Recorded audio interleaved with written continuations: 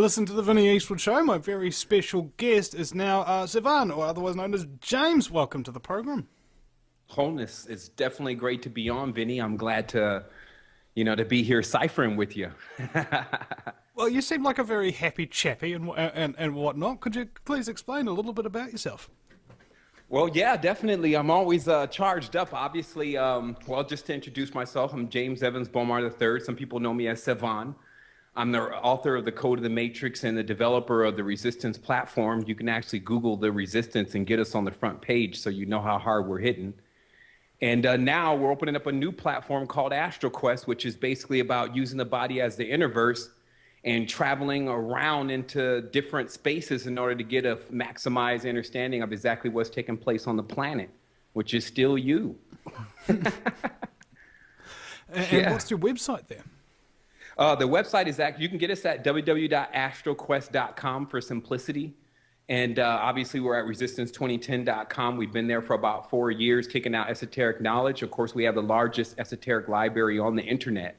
That's actually www.esotericlibrary.com, and that's free. So you can go and get all your esoteric knowledge that you need. We have about 3,000 books in there. Also some massive image libraries and video libraries that we put together and just source for those who are ready to experience self. It's the easiest way to say it. Oh, we love getting into the esoteric and all of that kind of stuff. We were doing a show for a while with Frater X called the Dark Occulted Mysticism Show, and it's just basically sitting there having a good laugh and stuff, and talking about some of these things that are really, really weird, and some are actually really enlightening. Oh, yeah. I mean, 100% truth is always going to be stranger than fiction in many tenses. In fact, that's probably where most of the science fiction and things come from, is definitely from what's going on in the spiritual realm. Obviously, it's all meshed together. Like, I think that we're just used to looking at one aspect of it. Obviously, in the ancient times, if you were studying, like if you were doing like what we were doing, it's just called studying flesh. But if you were in the higher levels of consciousness, you would just be looking at it through light. That way you can kind of deal with it before it hits the whole fleshly spectrum, which everything does transcend from a certain place all the way here. So it's just better to be working with things at the control point.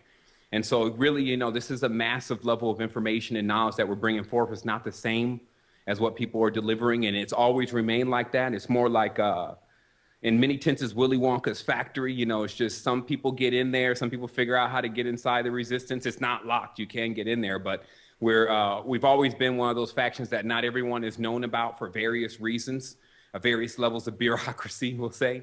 And but for those who have found it, they found a real treasure, a real well of and a wealth of information about everything from etymology to Kundalini and to the real stuff. Man, we ask the real questions, we get the real answers, and we're not in this for any motive beside our expansion. So we move out of the way all of the I call it the fluff. And we really want the cream of the knowledge. Like, obviously, you can give me a book that's 10,000 pages, but I'd rather sit next to somebody who read the 10,000 pages and just be like, so what did it really say? So what, out of all of that, what did you really get out of it? So that way I can compress it so I'm not wasting my time. And people have to realize Man after my own heart. Yeah, because, this is a massive universe. Actually, I saw that on your Skype. It's like, why waste your time? If somebody's not going to power you up, motivate you, and you be able to do it to them, then there's a billion people out here. There's billions of people and billions of experiences, even more than that we can have. So why not find the one that's going to harmonize with you? And so now we're, of course, working with higher levels of harmonics. And when I use these words higher, I have to say that sometimes so people just demark what we're talking about. But I'm still talking about something that is free of duality, free of judgment, in many tenses, like no filters. And you just get it raw and you get it the way that it is, whether you could accept it or not. And, so there's a lot of stuff here that's on a mature level. And some people feel like you may get the cooties with talking about some of the stuff, that sometimes you have to discuss when it comes to talking about this body and what exactly is needed to power up. And so, yeah, we've been basically riding this cosmic wave for a while, man, like, I guess in the tense Silver Surfers, with, we're really mean on the board and we don't fall off. And it's just been consecutively year after year, like a upslope. We've never really stayed at one thing. That's kind of how my conversation I was going to have today was just going to be talking about just some of the phases that we went through with our understanding, as we call it. We don't use the word understanding or overstanding. We use the understanding, because that's the first place people are going to have to make any type of stand for themselves. And then, you come into massive levels of knowledge. Like I heard the previous conversation, obviously, with you and the gentleman. And I want to definitely get into some point in this conversation about principalities and dominions. Really, if you want to not have someone that has power over you, how you position that on a spiritual level. Because, it's kind of brute force messing with it on the fleshly realm. And of course, they're geared up, as you've noticed. But as you see, even a sheriff, he wears a badge. That's a star there. There's 7-pointed stars. There's different stars. So don't think that these people are not understanding cosmic law and fudging with cosmic law, also galactic law. And then, of course, they have their own laws, which can easily be broken. But cosmic laws you can't break. So when it comes to putting someone in a cage, locking someone down, putting them in a pen, and you're doing that to a soul, there's still cosmic laws that you need to fully understand. And then obviously what they've discovered is certain loopholes that if we knew and understood spirituality, then we could easily catch it before it occurs. But the beginning of this conversation was really about the language and about really seeing that the way the language is constructed. And I'm not sure if we're on the first half of this conversation, so we only have like a short period of time. And I don't want to kind of get cut off in the middle of it, but I'll start it. The language in itself, if you understand, look at the English language, it's 26 letters, okay? So if you understand the ancient mystery behind letters, numbers, etc., you understand that a language is a cabal or a cable. The first letter has to connect with the last letter. That's like a cable. The front end has to connect with the back end, like they call A to Z, right? So in the English language, the way that it's formed is like a half of a circle because it's 26 letters. Now, if you take 26 and add it to 26, 26 times 2, it gives you 52, okay? 26 times 2 is 52. This gives you 52 weeks or a whole annum, 52 cards in the deck. So you can just tell right off the back, just from that glimpse inside the language, that you're not dealing with just a simple statement, scratches and sticks put together to formulate a tone or a vibration. You're dealing with a cabal. You're dealing with the actual words, tones, vibrations that evoke things themselves and always have. Language has not changed much. The meaning of it has changed in our minds. So, this is what we get into. We get into the framework of the matrix, if you may. We get into the firmware of how things are put together. We don't play around with beta editions and playing around with other revisions and upgrades, etc. We're dealing right with the core structure, so that way we can get into it. It's because there's this one thing that about spirituality, you just got to be serious. Like whether you're going to do something benevolent or malicious, either way, you got to be serious. There's going to be a point where things get really real in there. And so that's what we're talking about. We're dealing with a network now of 7,000 active members. And so that's about 14,000 eyes in our tents, because all we're doing is in a sense, data harvesting, but also harvesting the spiritual experiences. Everyone's comparing notes. So, hey, what did you see? I took this is what I saw, or I dreamed this, or I went here and this is what I saw. And then we try merge it even more than 3 times to connect, to see inconsistencies, lies, which you always have to purge things for. And what we've come up with is an immense body of knowledge. It is literally a corpus, a body. It is our body of exactly what the big secret is here. The big secret is us. We're universes, no matter how long it takes us to figure that out. Now, look, just on a simple level, how many atoms are in the body? I think it's over trillions of atoms, right? But one of them is an immense level of energy to explode everything. So just from that alone, no matter what anyone says about you and what they think you are and what you think you are, even after a bunch of marks, labels, and tags, it doesn't mean you're not sitting on an atomic megastructure with the power of implosion of an entire universe, or in this case, an Innerverse. Because now we start to get into the core energy. Like everyone's looking for free energy for cars and buildings and all this. I need free energy for the body.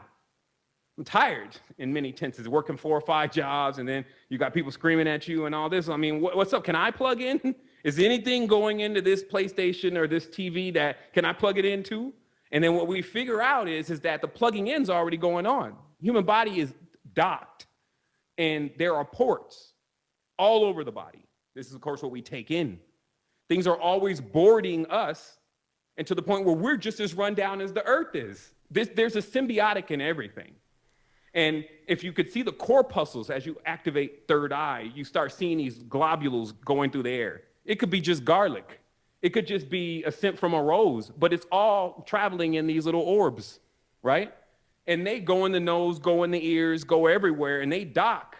And that energy and that essence becomes a part of us and affects us in a certain way. Likewise, when we eat something, when we put something into the celestial vehicle, of course, the head, as above, so below. The head controls everything, so it's the one deciding what it's going to put in, right? I'm going to eat this, but once it eats it, as above, so below. Now it's going to go down in there. So how this whole thing was wired, and I'll probably coming up on a break here in a moment, but how it was wired together is that there was a battle. And in the scripture, which is nothing but internal metaphors, if you really understand it, but now it's externalized. But it talks about how there's a battle in heaven. Okay, so there's a battle up here. Michael, who's the winged one, basically, the angel with the wings. If you cut yourself off right here, this part of the body, because this whole thing's like Voltron, you cut yourself off here, and you're going to have these two arms in this head. And trust me, that's enough to fly. If you didn't have all this down here, you would be able to fly. So what I'm saying is that this whole Michael state of consciousness up here is at war with none other than Satan. Satan is always known as the seeder, the builder of the foundation. It has a lot to do with reproductive, sexual nature, heat, those kind of things, right? Because that's the hearth of what burns up the impurities that takes place in, of course, lower areas called hell. So this is the war because the urges from the lower body, you know them all. Pretty much every urge, habit, inclination comes from the lower body, lower state of consciousness. Are always trying to wrestle and get into the kingdom, meaning trying to get in your mind to get you to make the decision. Today, we were also going to talk about the external serpent. This means that they're creating this bipedal hybrid serpent that's ultra smart, whipping the crap out of humans. But in reality, if you really understood the story, you'll understand the serpent is silent, but deadly. So anything you're seeing right in front of you, you got to ask yourself, is this really it? Or is it so silent that it's actually speaking in my mind? Now, in the ancient text, it's the Udu billahi minallah shaitan rajim, meaning protect me from the whispers of shaitan, meaning the whisper is not something that you can hear. Like, I can't hear your thoughts unless I turn on that node. I can't hear the person's thoughts. So this is the war, right? This is where they're operating. Lady Gaga and Tyra Banks and all that is just, that's what do you call it? Interference. They're running interference. So, because what happens here is that now inside of your corpus, inside of your body, you have all of these worms and entities, viruses, bacteria, Bacchus, living in the body, right? Now, everything is hardwired with one particular sense that has allowed it to thrive, survive. So you can't blame cancer, who's a dead cell. Cancer means the serpent, by the way. You can't blame cancer for trying to survive in an actual body or a vessel or a garden that has been configured for it to survive, meaning what we eat, like artificial foods, all these different things, that's what it eats. This is the symbiotic relationship that's been formed with a vampire, meaning that in reality, you see the big shark and you see these little fish eating all the little stuff off the shark, right, to keep him clean. And they're also hanging around the shark because there's other fish that these fish are too small for the shark to eat, but small enough for other larger fish to eat. So they hang around the shark, right? So this relationship is formed. So it's the same thing with when we eat certain things, something's got to eat that. So this is when we get into realm dynamics, terrain modification. This means that inside of the body, you're overrun. You have so many different microscopic organisms attempting to thrive, as the documentary calls it, that your whole frequency is their frequency. So when they say we're hungry, it's not your idea anymore. Your kingdom's been overrun. Your head does not eat food. It eats crystals, essence, air, all of the stuff that corresponds to what is closer to the emanation point. The lower body is the one still stuck on flesh and meat and blood and all these different things. This the roots to the foundation of everything. So at the same time, if you open up this box and you do that if you open up this box of primordial foundation into a 3D physical buffed out garden, of course it's going to look like evil. So this is the error is going into all of this, basically the tunnels of time, the tunnels of Set is what it's called. You going into the past and bringing out reptile man and then blaming him that he's acting all primordial when now he's been absorbed too, meaning the human being has the genes of every single entity's flora and fauna on this dimension, period. That's how it's always been. So before we can say that there's another, you have to ask yourself, is it really the humans that are the hybrids with the reptile DNA running around terrorizing each other? Aren't they the ones behind the gun? They all, of course, there's the scapegoat Jesus concept program running everywhere where everyone wants to blame someone else. But in reality, the Vatican is vacant.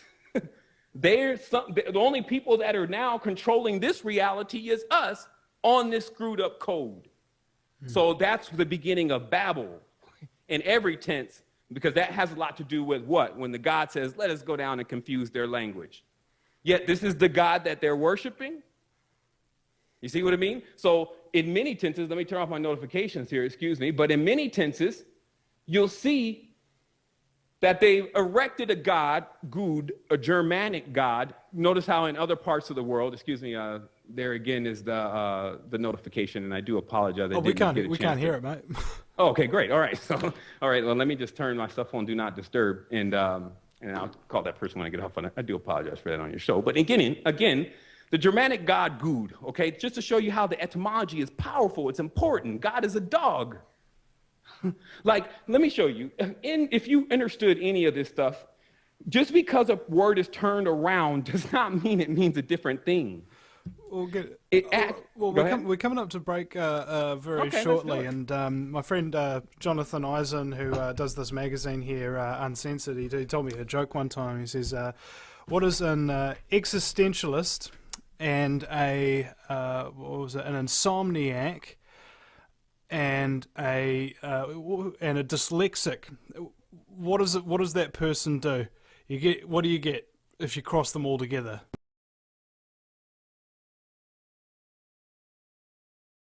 If there really is a dog. We'll be right back after the break at the VinnyEastwoodShow.com.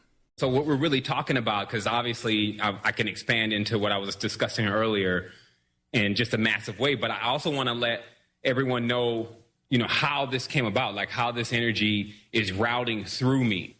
And that connection really comes in with what we've just kind of called the universal mother. And the fact still remains that on this planetary system that we receive our substance, like we receive our food, we receive these the mangoes and the pears, and all of what we get. Hold on a second. I'm sorry, ladies and gentlemen. There was some major technical issue that happened just back there, and my modem kind of fracked out. I don't know what happened, but anyway, I was telling a joke before we went on to break, and what was the joke I got here? What do you get if you cross an existentialist, a dyslexic, and an insomniac? You get a guy who stays up all night wondering if there really is a dog. I thought that we would be having some massive jokes a lot earlier in this conversation. You let me kind of get off on the serious side really heavy. But I guess this is serious, literally.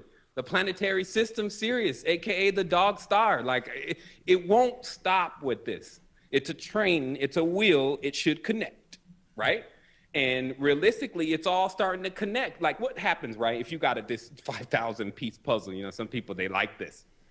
And it gets a 5,000 piece puzzle, and you actually get, let's say, 4,832 pieces together. Now, it should not be that hard to put together the last few pieces.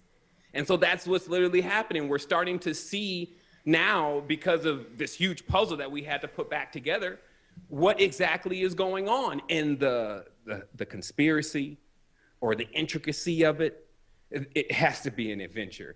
In fact, to me, it can only really be, in some tense, laughable. You have to, even at a certain point, just say, man, this is crazy how I cooked up. So what are you telling me? You're telling me that I'm immortal, but I knew I was immortal, so what I desire was another state which could only be death? Are you telling me that in all this immortality that I needed to invent something to keep the drama going? And realistically, it comes down to a lot of that for our ancestors, which were us. The disconnection is, of course, apparent. Obviously, we don't seem to talk to anyone on the other side of the grave. And I want to explain this to you, by the way. Obviously, that's not popular. But if you close your eyes, you'll see limitless. If you open your eyes, you'll see nothing but limits, okay? So when you close your eyes, you see this field that if you can't project anything into it, meaning if the moment you close your eyes, you don't see another world, it takes you a while. They call that sleep and dreaming. But if you can't see that right away, that light in your head, that's because of how much currency you have. Now, let me tell you, there is a point where you can close your eyes and in that blank, vast depth vista that looks like 1080i, you can actually bring up any type of reality if you got the processing power.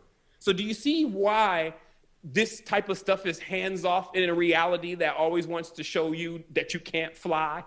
See, if people start to actually tap into the Innerverse, then, oh my goodness, goodbye, universe, in a tense of an external level. Because you notice the words universe mean united in conflict. Uni, together, verse, separate, fighting, right? So what is the universe really? The body. See, the body is the only thing got heart, liver. Surely liver is not heart. Doesn't even want to be heart. Surely leg is not arm. So you got all of these different divided parts, but that have to still be together. And then is there a fight going on? Of course, when you throw some alcohol in the mouth and it gets to the kidney, he's inflamed. He's upset. So this non-mutual respect for other life forms, which is basically you respecting yourself, will easily bleed into a three-dimensional reality in which you're projecting on a time lapse. Meaning that if you don't do it correctly to yourself, how is someone else going to do it correctly to you? If you don't know about you, how is someone else going to know? And it even gets deeper. If you have children, which are you put your seeds here. Now, we're just also talking about ideas. Ideas are seeds too. And you bring them into a reality or a pen in which you don't have a way out. You're trapping your biorhythm. So people need, why are we at 7 billion people? There should be an elevator, sky elevator. Go get up out of here, man. It's already, this is at full tilt. There's another universe next door. Why are we all in this same space? It's because when you put things in the same space and they start to bump against each other, like this whole 7 billion people now all the souls are all crowded into this bubble and everyone's trying to figure out, how do I get out? What if you told them you had to get in? You see, like they're looking for something. I want to get out. Is it in the sky? Now, who's responsible for this? That's the other thing. Like, I come here I'm enforcing. I don't have time for talk. Talk is cheap. I'm talking for free. That's how cheap it is. So the reality is that I come here to deal with certain entities that have been doing this across time lag. Meaning that when the seeds get a little sluggish and they don't understand the whole spiritual dynamic, they get caught up in these kind of situations and traps. Now, reincarnation, let us explain that. Not jump around too much here. When you die and you leave out of the body, you immediately rush to the next portal that attracts you. It appears like a light.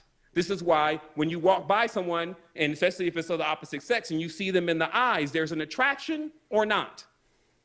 And of course, the eye is a gateway to the soul, because these are gateways, these are portals.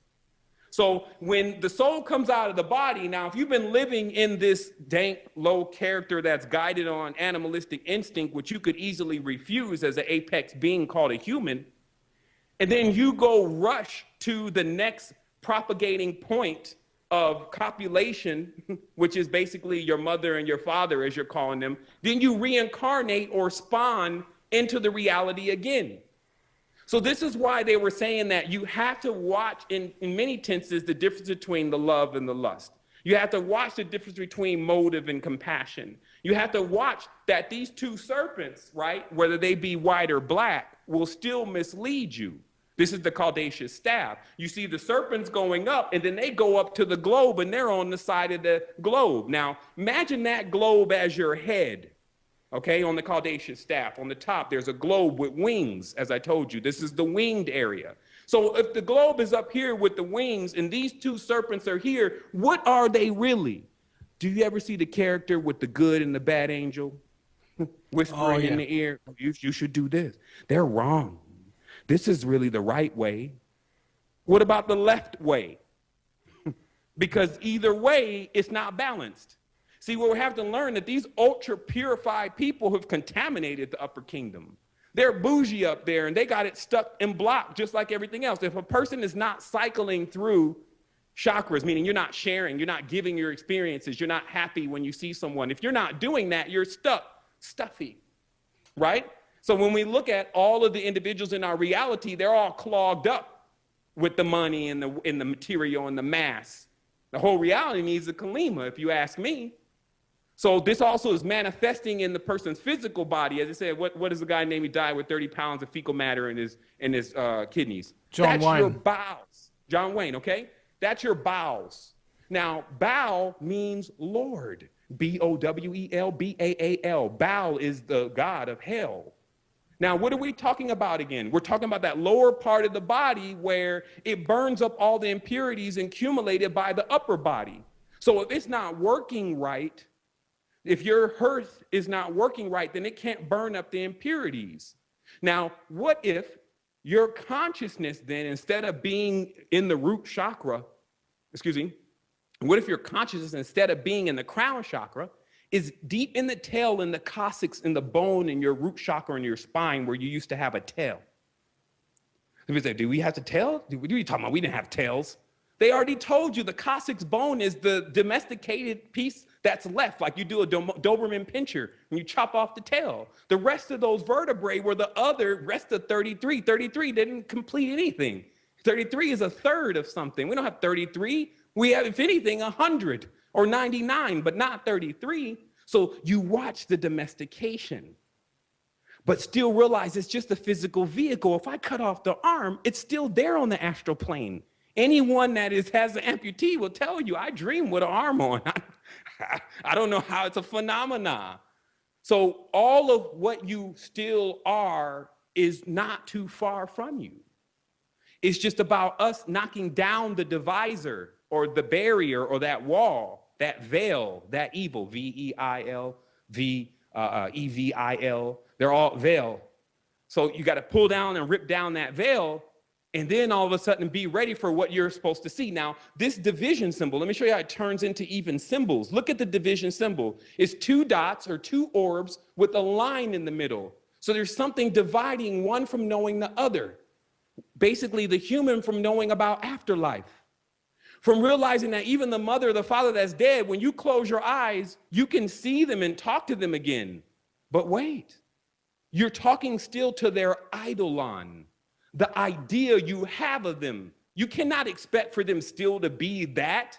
They metamorphosize, they transmuted, it's metamorpho.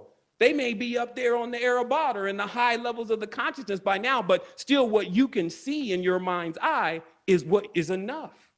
That's why, again, there's no disconnection between the other side and us. So let's get into some, some stuff. Like, it's an open book here. There's really nothing that we can't answer. So it's a good time. I'm not sure if people can ask questions or whatever, but it's a great time for individuals to actually see if they want to get some answers to some questions that they've been run across someone, if they actually could talk to someone who knew everything.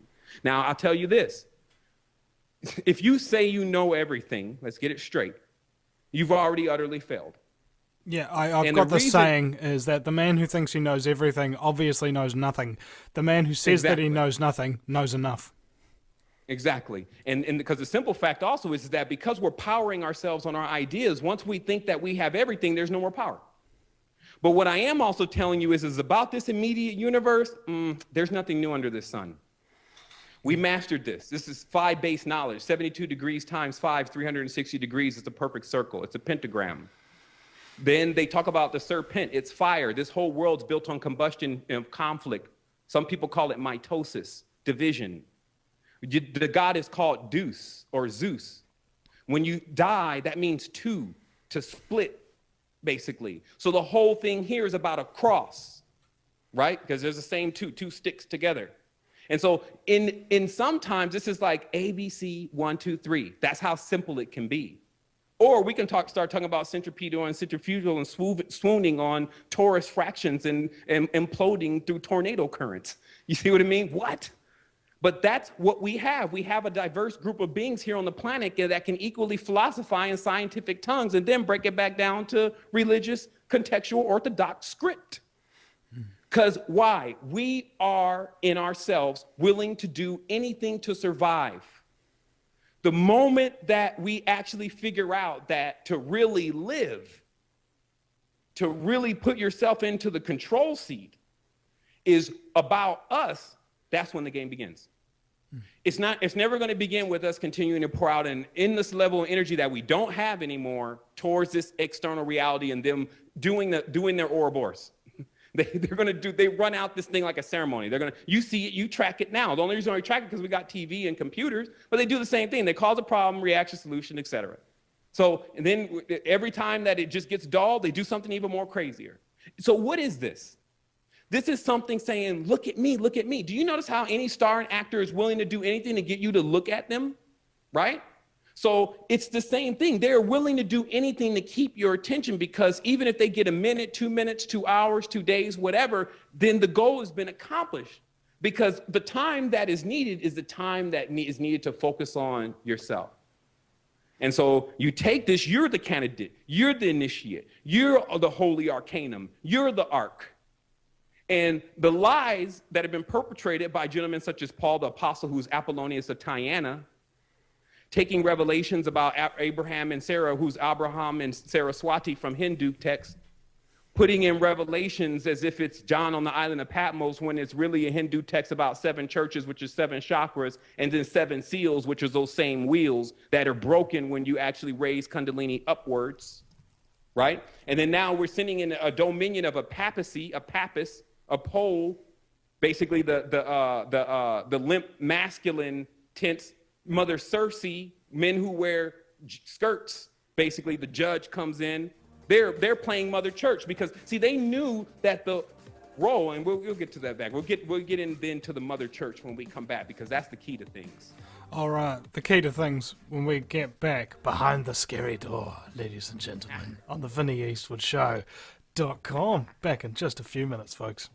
Welcome back, ladies and gentlemen, to the Vinny Eastwood Show, broadcasting live on the American Freedom Radio Network, 5 days a week, 2 hours a day. You can tune in and you will always, invariably, hear a different guest talking about a different subject. That's the kind of guy I am. It doesn't matter who you are. You could be a elected official, you could be a cop, you could be a 9/11 conspiracy theorist, you could be a drunk person at a bar or a drug dealer, and I'll get along just all right with you. That's just the kind of guy I am. And my very special guest is Sevan. Welcome back. Oh man, it's definitely good to be forward. So I know we're probably, what are we at, the midway mark, or are we a little bit over that? We've got like 12 minutes left and then the show's over, baby. Okay, well, that's good. The train was running, so I guess at this point, it's just all about where we're going to take it for this last little adventure through inner space. Where should we go? Okay, so I think last time we left off, do you want to... Could I interrupt and just ask exactly what started you off on this journey in all thing together? Because you seem to have a vast amount of knowledge. It appears that you've done huge quantities of research over a long period of time. What sparked your interest in the first place, I wonder? Well, I will say first I was quickened, meaning that I took a light transfer. And that's just still something new. So I don't want to get into, I was on the cold floor of a ship and aliens were around me. I don't want to get into all that. But seriously, there's another level of information that could be translated to a person that goes beyond this 3-dimensional tense. And I'll explain that. Now, you got a 6th and a 7th sense being. Okay, because you got these 5 sense beings, sight, hearing, taste, smell, touch. So you have 6 and 7 senses, which actually correspond to when you merge sound and sight together. And then once that happens, now you're like see hearing. And then once you're see hearing, anything that makes a noise, you can see it. Everything that's making a noise, you can see it because every noise is like a tube. And that noise, when that tube is open, you can travel through it. So what I'm explaining to you is that if you become tuned and sensitive enough to pick up the tones and the vibrations that are already like the cosmic orchestra, then you can read the tone and the pattern of the complexity of what looks like a Mandelbrot or a Mandelbrot fractal. So again, you pull completely off of it and you can see that it's all one thing. But when you're all the way deep in it, it's so diversified. There's a billion different insects, thousands of different trees, you see? So what happened to me is that, first of all, as a child, I was always very devout. Like, I wanted to really know what happens when you die. That was just something that started since I was maybe 4 or 5, when I come into the comprehensions of being able to calculate death. And at a certain point, I saw them fly a stealth bomber up, because I grew up on a military base. And it was the first time, and they published on TV the budget. And it just didn't make any sense to me. Because even as a child, I was like, well, why can't they take all that money and then figure out what's going to happen when we die? Because we're all going to have to deal with that. So seriously, as a child... Whoa, let me get this straight. As a child, you were wondering why they spent so much money killing people and didn't spend that money as to what happens to those people after you killed them. So you can only imagine how, and 4. So these ideas became vainglorious by the time I hit around 15, 16 years old. I was already fully versed in spiritual lore, because my mother also was spiritually inclined, and she didn't allow us to do things like watch TV. She didn't allow us to eat a lot of different things. She stayed on a very, very rigid structure, because there was 9 of us. So she couldn't let things get crazy anyway. Some people think, oh, that sounds like out of norm. Sounds like you were raised in a crazy childhood. No, it was 9 of us. So of course, if she let anything get out of control, then it was going to cause a problem. So the schools were causing a problem. The kids next door, the way that their parents didn't clamp down on them and make sure they didn't do anything, that was causing a problem. She recognized that early. So she removed us from that system. She homeschooled us. And then she also, being spiritually inclined, said, here's your books. Here's a basket of books. And so she gave me the City of Pigrapha, the Apocrypha, Bell and the Dragon, First and Second Maccabees. She gave me these books. So while everyone was reading X-Men about Hulk and Xavier, I was reading about Enoch doing consultations with angels. And it was the same thing to me. So, of course, I fell away. We all fall away. There was a point where I didn't want to see any. I was running out of the house. By 15, 14, I ran away. And then there was a time, of course, as you run away, you hit a brick wall fast. So there was a time where I had a moment to reflect, and there were other men around me, because I spent some short time in incarceration, 1.5 years. And the men around me began to ask me spiritual questions, and I had seemed to be a vast knowledge of what actually spirituality consisted of, even though before I was not practicing, as they call it, right? So then I realized that I had some kind of calling for this. But I was still deep in the fog of Mother Church. I was believing that there was a Jesus. I was believing that there definitely was an external God on high that was working with a punishment-based system in order to get me to conform. And I kept that as that snake on the shoulder. Hey, you shouldn't do that. You should be here. You shouldn't be doing this. You should be around them. And then this whole conviction. Now, notice the word conviction. Listen, I got the conviction of the Lord. The conviction of the Lord is a jail sentence. That's what I convicted him. So this is where I also began to expand, because after I came out of that trouble, it didn't take long. I started realizing that, am I out of jail? Because the same feeling that you have in there, if you start looking very closely, you'll get it out here. It's just a bigger one. I saw I saw a great picture on YouTube, okay? There's a little dude inside a little bird cage that is inside a much larger bird cage, and the door opens and he jumps out and he goes, I'm free! Exactly. That's what we're talking about. Because why do I have to ask someone if I want to leave the country? Hey, can I go to China? No. Hey, China, can I, or Israel, can I come in? No. So what is this? Am I really free, or am I a prisoner of war? Because that was the end of the straw man. They finally, the straw men were digging for a long time. The people who were in that, and you weren't going to stop a sovereign that felt he was sovereign. They dig and dig and dig until they finally found a paper that said, oh, the reason why we're united, because they have bunched us all in one group, and that united group has the same status of a POW. So that's why you have to ask to leave. Incidentally, did you know that POWs who have a strong spiritual belief are far more likely to survive than atheist POWs? I'm sure, because they already seen wet work. I'm serious. It's like, you know, the degree of the wisdom that a person can inherit on here. Now, here's the other thing about the universe, because some people still want to know, well, what does the universe think? The universe is not thinking. That's why it's a universe. There's no gaps like that. See, thought is a gap. See, there's this place called the zone. You've seen some people get in it. They get in the zone, and there's no thought like, am I going to make it? Okay, I made it. Am I going to make it? There's none of that. There's just shooting the ball. So in a sense, because this is really a lot about copulation and a lot about reproduction, our fathers plunged deep into Maya, however you want to look at that.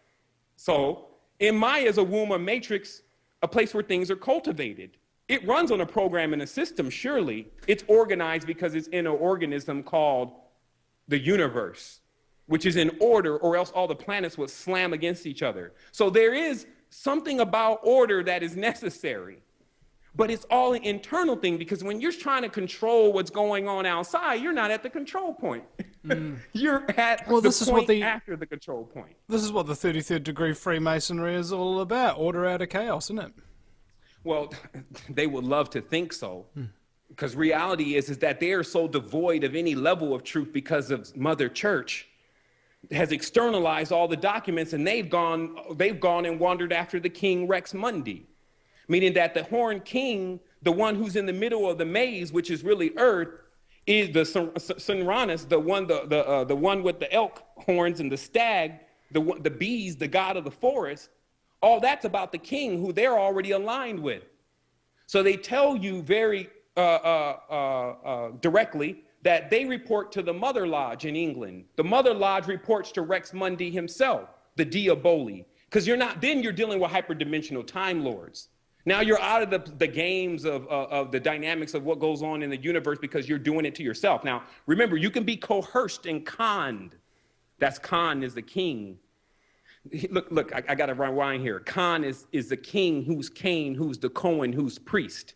All of these are the same words. Again, CNN is CNN is the word you're looking for. It's Canaan, Cannan. You drop all the vowels, CNN. Now you have Conan, Conan. Drop all the vowels, it's CNN. Now you have the canine, who's the dog god. Like I told you, this is a real thing. They're in heat. They're hunters. That's Orion. He's a hunter. They are hunting dogs. They left the hunt dog in charge of the whole thing before they went into the next level of their abuse. Meaning that to get beyond to who you really are, you must defeat the god dog. You must go down into the lower bowels and dethrone the Lord.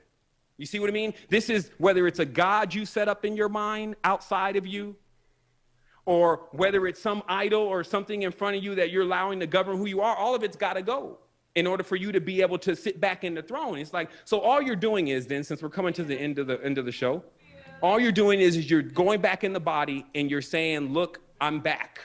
I'm awake. Raise the Jed. Let's get everything in order. AstralQuest.com. All right. AstralQuest.com, AstralQuest.com, AstralQuest.com. Apparently repetition works. Yep. According to advertising people. Yep. So, Sevan, thank you very much for your time. It's been exhilarating a great time, Vinny. And extremely quick. Like, it was just Exactly. like, where the hell did that hour go? It was just like, shh. I'm glad, because sometimes it gets to dragging on, but we're getting rid of the dragon. Yeah, exactly.